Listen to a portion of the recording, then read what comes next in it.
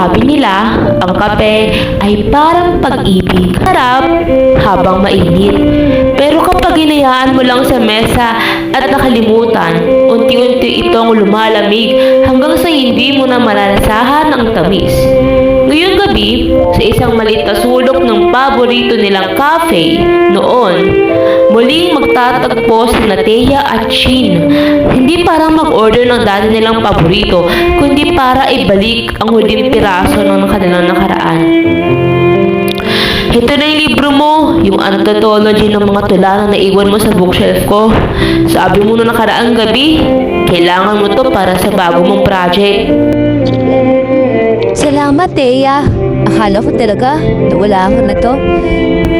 Ang dami lang nagbago rito, no? Iba na yung kulay ng pader. Iba na rin yung mga barista. Ayaw pa rin nakaupo sa table number 4. Ayaw pa rin dalawang tao na mahilig mag-usap hanggang sa magsara yung shop. Ang pinagkaiba lang, wala na tayong pag-usapan. Mayin na, hindi na tayo nasaktan. Chin, bakit ba tayo nandito?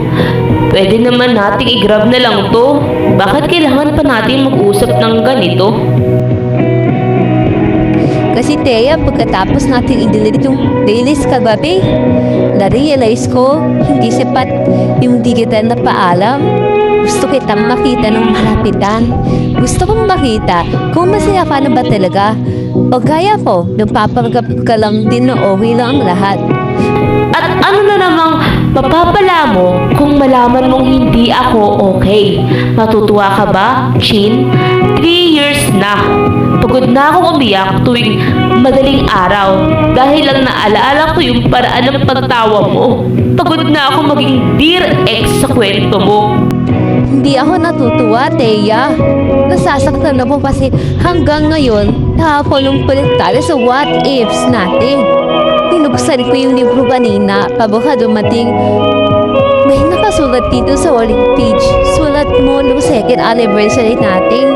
Sabi mo rito, kahit anong dulo, hindi kita bibitawan. Bakit pa kailangan maging ganito kasakit? Bakit kailangan ipaalala mo pa yung mga pangakong hindi naman natin kaya panindigan? Kasi gusto kong maging malaya ka na, Thea. At gusto ko rin maging malaya na ako.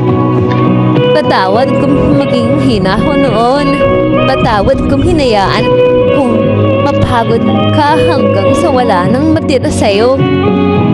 Tawarin mo rin ako, Chin, kasi mas pinili kong umalis kaysa lumaban kasama mo. Akala ko kapag wala ka na, magiging madali ang lahat. Pero mas mahirap palang mabuhay sa mundong wala yung boses mo. Sa gitna ng matataong coffee shop, tila tumigil oras para sa kanila. Ang kapeng in-order nila ay tuluyan ng lumamig. Wala nang usok, wala nang init, gaya ng kanilang relasyon. Tapos na ang apoy. Tanging abo na lang ang natira. Ito na yung huling beses, Thea. Hindi na ako tatawa. Hindi na ako mag-add sa playlist. I-delete ko na rin yung number mo. Paalam, Chin. Sana mahanap mo yung kantang para talaga sa'yo. Yung kantang hindi na kailangan matapos sa paalam. Lumabas si Chin. Sa ulan ng hindi lumilingon, naiwan si Thea sa mesa, nakatingin sa 2 tasa ng kape na hindi naubos. Ang unsent files ay tuluyan ng nasira. Ang huling kanta sa playlist, katahimikan.